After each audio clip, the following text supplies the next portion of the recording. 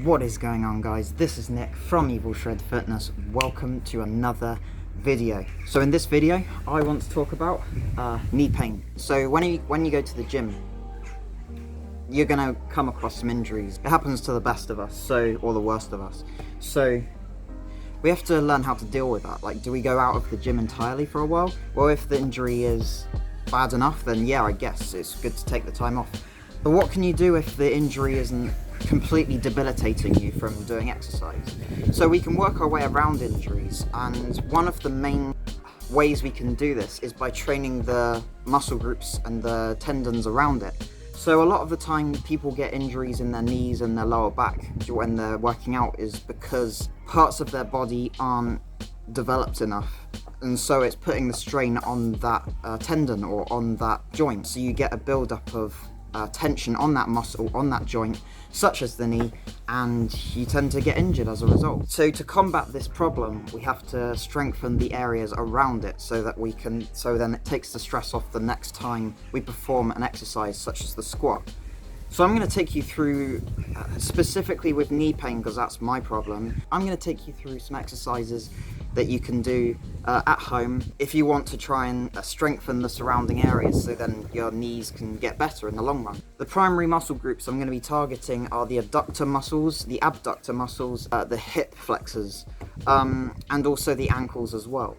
So these are the surrounding areas that don't tend to get worked when we're doing our main lifts in the gym. So they kind of underdeveloped in a lot of people, which tends to cause a lot of problems down the line. I'm going to take you through some exercises you can do if you get knee pain. So without further ado, let's get into it. Alright, so the first exercise we're going to do is we're going to open up the hips, really put a stretch on the hip flexors. You can see that my foot is adjacent to my two hands, and this really puts a stretch on the hamstrings and on the glutes. The next exercise is really simple. This is designed to just really open up the hips, okay?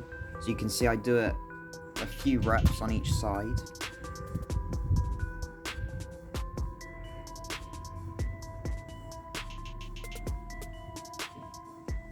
You're really focusing on that stretch at the top of the range of motion, okay? Okay, so next is what I think is called upward dog, but as you can see, I'm hyperextending the lumbar spine and then going back and stretching the back, the lats.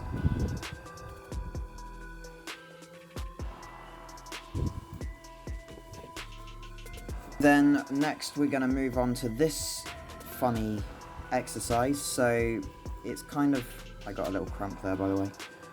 So it's kind of like a hip thrust, but you're doing it on one leg, and it really sucks when you do quite a few reps of these, but at the top of the range of motion you can see I really put attention on the glutes. I really squeeze the glutes together. So this is a great kind of warm-up glute exercise, and also hamstring as well. It works the hamstrings. So you can see I do it either side. Haven't really done much of these before. This is one of my first times ever doing them. And make sure to have your legs straight out the whole time as well.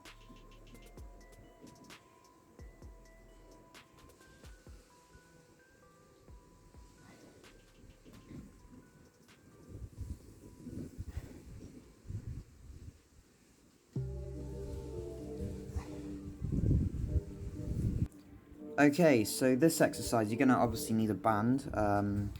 So this exercise is designed to warm up the lateral hip flexors, the muscles in your hips that are responsible for lifting the knee up.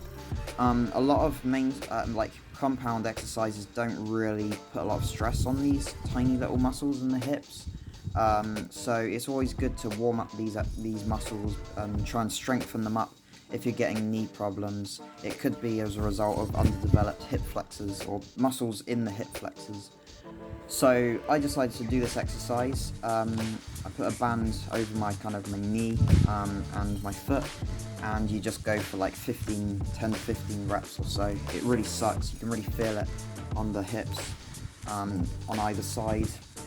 This should really strengthen up the hips if you do this like every day or every other day or whatever.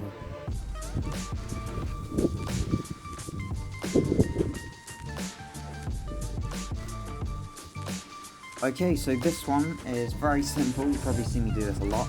Deep squats. Deep squats are great for opening up the hips, and they really kind of warm up the glutes and the quads as well. You can see that I'm kind of going like arse to grass. I'm going right to the ground pretty much, and then straight back up again. Notice that I'm kind of going slowly and deliberately. It's always good to try and get that little stretch at the bottom of the range of motion before you head back up. You want to try and feel that. This is a great way to really open up the hips and really warm up the hips and the hip flexors, as well as the muscles in the legs. And again, I'm going for another squat for another set of 15, but this time with a band. This variation really encourages you to push against your knees against the resistance, working the abductor muscles. If you're getting knee pain, it could be as a result of underdeveloped abductor muscles, which is responsible for moving the leg outwards laterally. So you can practice these with a simple band like this one, and you do feel it. You really do need to push your knees out against this resistance. You do feel it. And this is a similar exercise for targeting the abductors. You've probably seen people do this. Again, you just have a band around your knees. You can make it more difficult if you put the band around your ankles, but I did it around my knees because I don't have particularly strong abductor muscles. So you can see I go for about 10, I can't remember now, 10, 12, 15 reps. It's quite a high rep range. And I do it on either side for the same amount of reps.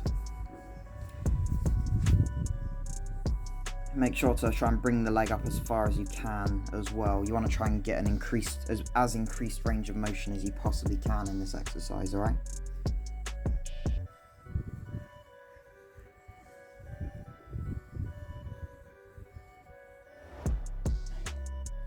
Okay, this is an interesting exercise. So I tied a band around like my garden bench, and ankles have muscles of their own, so you don't see a lot of exercises that include a lot of ankle work. So I thought I would include some of these, try and laterally push the ankles or the foot out to the side against the resistance, and again on the other side as well. You want to try and work both sides of the ankle. I actually do this on both legs as well, but I don't show you on the other one. But yeah, I feel like this is another joint that's near the knee, this is another surrounding joint that's probably underdeveloped in a lot of practicing weightlifters, and this could cause strain or stress on the knees. Alright guys, that sums up this video. I hope you found it informative. If you got knee pain, then you can try some of these exercises. If your pain is preventing you from doing any of these exercises, then I would consult a doctor and he or she will advise you on what to do. But in most cases, it is to do with underdeveloped muscle joints, underdeveloped tendons that don't get worked so much when we're doing our main compound lifts. So it's important to try and, as our bodies kind of work together, everything in our body works in unison. So if one body part is lagging, then obviously it's going to affect another body part. That's the way I kind of look at it. So for example, if we're trying to do a squat and we have underdeveloped adductor muscles or poor hip flexibility, then it's going to affect your squat in the long run, whether it's going to cause pain during your squat or whether it's going to prevent you from lifting significant amounts of weight.